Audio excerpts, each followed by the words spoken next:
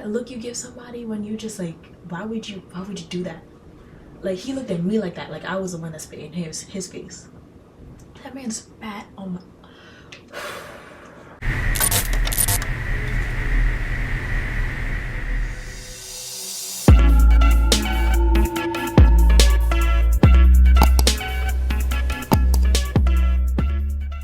Hey guys, welcome back to my YouTube channel. My name is Charlize Ashell, and today we're going to be baking and reflecting. I know I said on my socials that this video is going to be something a bit more serious, but I don't feel like being upset at the situation. I just want to talk about it and move on, because there's no need to dwell. I already had my conversation with God about this, so I'm just here to share my experience with y'all, and hopefully y'all can, learn something from it. Tea. So today what we're gonna be baking, some protein brownies. This story takes place on Ash Wednesday, a holy day, the first day of Lent.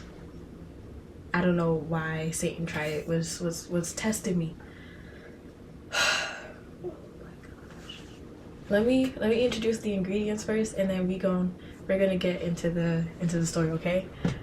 So we got 3 bananas, some brown, marron, azúcar. I'm learning Spanish, guys. Don't come for me for the accent. Leche. I don't know how to say this in Spanish, but some cocoa powder, some vanilla extract. This is a godsend. I love this so much. It's so sweet. 1 egg and some peanut butter. Let's start making this food, or this little dessert, and let me tell y'all what happened to me. Lord have mercy. Bear with me, because I'm not the smoothest storyteller, but I will try my best, okay? So day before yesterday, right, I was in Manhattan with one of my friends, and I saw this store, and I was like, it's a clothing store, and I love me some nice clothes, and I'm trying to upgrade my wardrobe as much as possible. So I'm like, you know what, let me see if I can get a job here so it could get them in-store discounts, right? So they were closed, but there were still people like in the shop, like staff members, and they were like closing up or whatever. So I was yelling to them through the window. I was like, are you hiring? They were like, what? I was like, are you hiring? So then he repeated the question back to me just to make sure that he got the right question, and I was like, yeah, that's what I'm asking, right? And then this other guy, he was like, do you have a resume? And I was like, yeah. So then he was like, oh, okay, bet, bring it tomorrow. I was like, okay, amazing. I went, and they told me that they are a bit overstaffed, so they're just gonna keep my resume on file, and they'll let me know when they got a position open. And I'm like, okay, if that's what the case was, then why ask me back? But anyway, instead of just going straight home after that, I decided to like go to a couple other stores just to see if they were hiring as well. I went to Aritzia, Timberland, Kith, and North Face, right? Aritzia told me that they were actually in the process of hiring now, so I already sent my application, guys. Hopefully I get it. Fast forward a little bit. Now I'm getting ready to leave. Before I left, I got some food, and now I'm on my way to the train. Now when it comes to me and the MTA, it's very easy for me to get lost. You would think after living here for so long that I would know how to get around. I know how to get around, but sometimes I'm just careless and I get on the wrong train, right? I'm on my way home, and I had to take the R or the W to get to 14th Street to take the L, right? So I got on the train, but I got on the wrong train I got on the right train going in the wrong direction. I'm supposed to be heading further into Manhattan so I could get that L train, but I was going into Brooklyn. So I'm like, okay, let me get out, and switch trains. I'm walking up the stairs so I could get on the Manhattan bound R or W, right? And I have my headphones on, and when I have my headphones on, I have my music on, and when my music on, it's blasting. So if somebody says something to me, or if I like accidentally bump into somebody, I'm gonna want to say sorry, but I don't say it because I feel like I'm gonna yell. because if I don't hear myself, then it feels like I didn't actually say it. You know how people are in Manhattan, not in Manhattan, but like in New York in general? It's just like very rushed. Everybody trying to get to where they're going, not really caring about like bumping into people. Like bumping into somebody is a regular thing, so nobody really like takes it to heart. So I'm walking up the stairs, there's this guy and he's coming like around me to go down the stairs, right? And I guess I kind of bumped into him, right? But that was it. I wanted to say, I said I'm sorry in my head, but obviously he didn't hear that. He can't read my mind.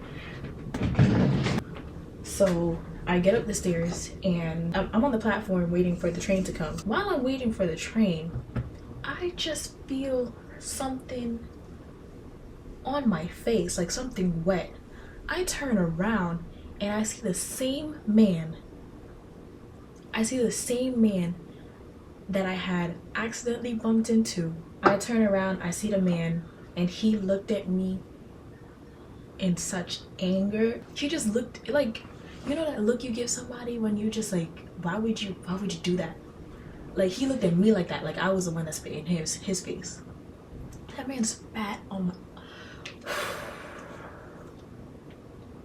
I was so confused. I wasn't even mad. I was confused. I was so perplexed. I didn't even know what was going on. I thought I was hallucinating. I thought none of this was real. None of it's true. It's BS. They made it up. They lie. Never in my life did I ever think that I would get spat on in New York. Like that's the place where it's gonna happen, but like me, I didn't think it was gonna happen to me. I had my pepper spray in my pocket. I could have done something, but I'm not that type of person that hurt. So I turned right back around facing the track, waiting for my train to come, still trying to process what exactly just happened. And I'm just there wiping the spit off of my face. I'm just stunned. I was so flabbergasted.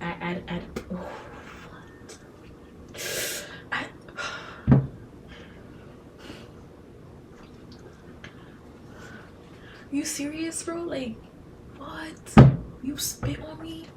So I get on the train, I sat down. I'm still trying to figure out what just happened. Now I'm not the type of person to cry in public at all. I don't like crying in front of people at all.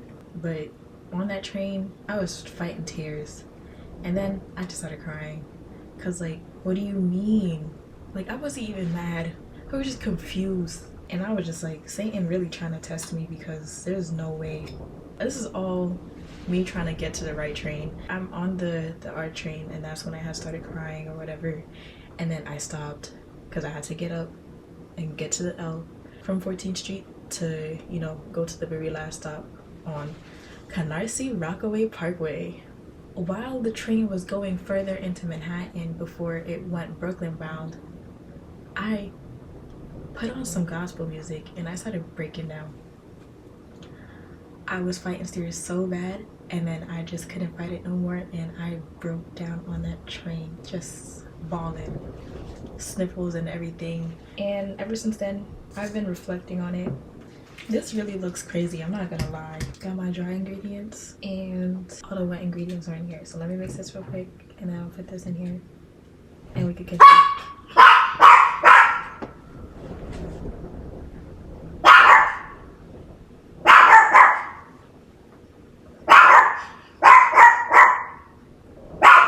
Zaza, come here. Wait, come here. V, come here.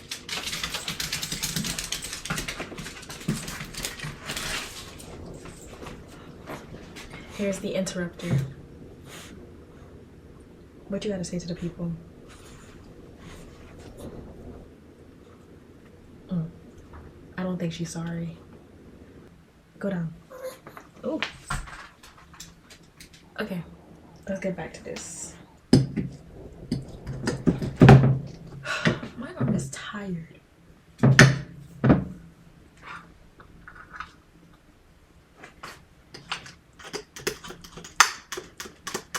Anyway, let me finish what I have to say now. After some reflection with God, I came to realize that this situation really reflected like 2 verses in the Bible and part of the Lord's Prayer. The Lord's Prayer says, "And forgive us our trespasses, as we forgive those who trespass against us." There's no reason to hold useless grudges against people. They are human just like you. They sin just like you. But God still finds it in his heart to forgive all of us. So we should also forgive those who trespass against us, right? We got our Bible here.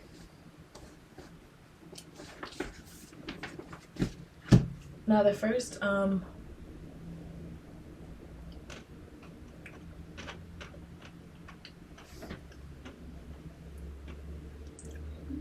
this situation that happened to me reminded me of a Bible verse, Matthew chapter 5, verse 39.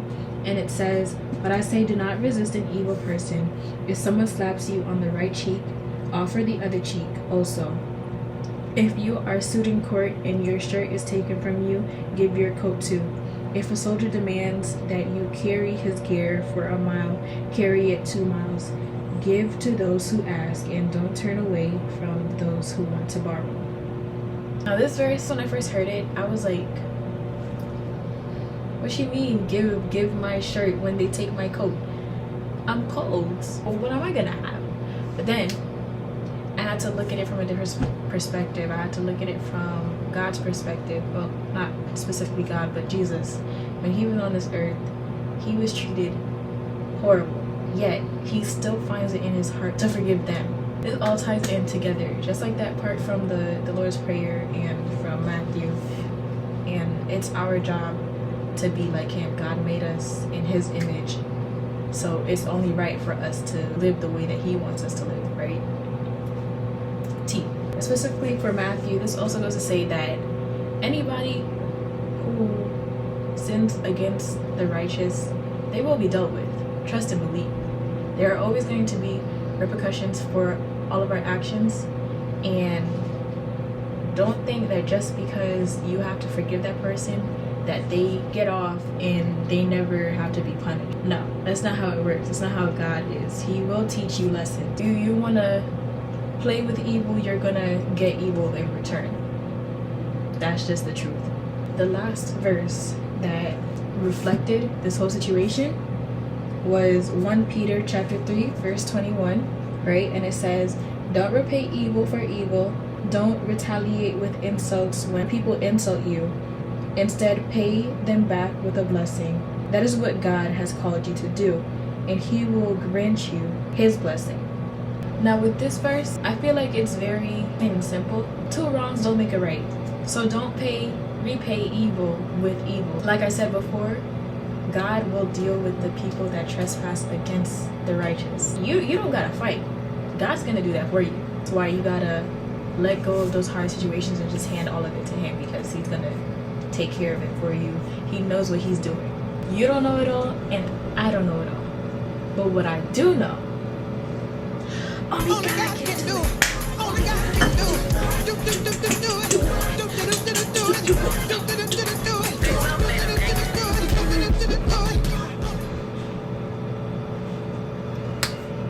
Anyway, but yeah, that's what happened to me yesterday.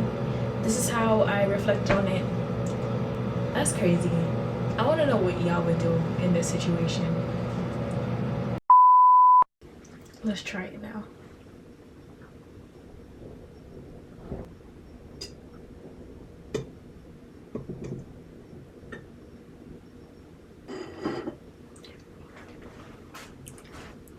Here it is. It looked kind of crazy right now, but that's not the point. We're eating it.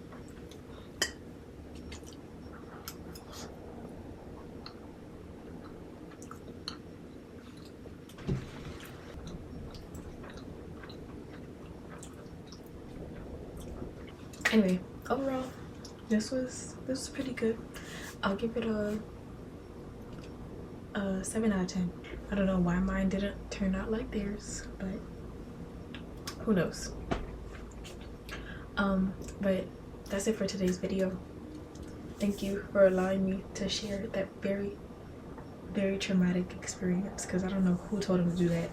But anyway, please make sure to like, comment, and subscribe. All that being said, I love you, but God loves you more. Have a blessed night, and I will see you next week.